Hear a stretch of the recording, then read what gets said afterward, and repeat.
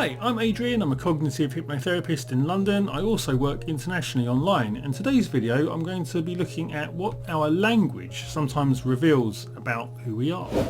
A reality tunnel was an idea first popularised by the American author Robert Anton Wilson. A reality tunnel is our subjective understanding of the world around us. It is informed by our personal experiences that affect our beliefs. What we believe about the world and our place within it defines our reality tunnel.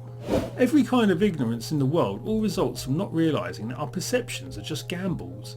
We believe what we see and then we believe our interpretation of it. We don't even know we are making an interpretation most of the time. We think this is reality.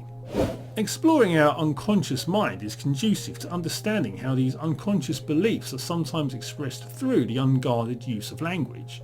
Consideration of a client's use of language is an unsurprisingly common thread throughout all talking therapies. Carl Jung was convinced that by analysing and expressing these hidden clues in our language, we would have access to a much richer and comprehensive understanding of our perceptions of the world around us. Freudian slips were so called after Sigmund Freud, who famously believed that these little slip-ups in our speech actually belied our unconscious thoughts and desires.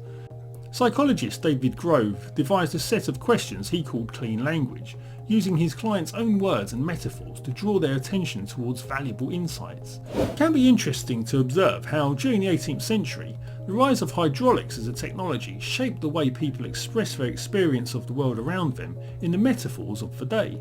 It had become quite commonplace to run out of steam or to let off steam and release pent-up frustrations. During the 20th century, electricity recharged our use of language, television gave us a reason to switch off, and computers allowed us to upgrade our memories. The limits of my language mean the limits of my world. In his 1946 essay, Politics and the English Language, George Orwell highlighted the parallels between what he saw as the decline of civilization and the use of language. If we accept the poor use of language, he posited, our politicians are better able to obscure their more nefarious intentions behind prosaic platitudes. Orwell believed that the decline in how we express ourselves was indicative of our unclear thinking. To take control of the language we use to express our inner world was to regain control of our thoughts. If people cannot write well, they cannot think well, and if they cannot think well, others will do their thinking for them. You cannot achieve great things if you cannot express these ideas in words. Likewise, without words, how can thought become meaningful action? Or, to use a metaphor, without a destination, how will we know when we've arrived? Never use the passive where you can use the active. Here, Orwell is talking about the use of language, but he is also suggesting it is indicative of our attitudes towards life.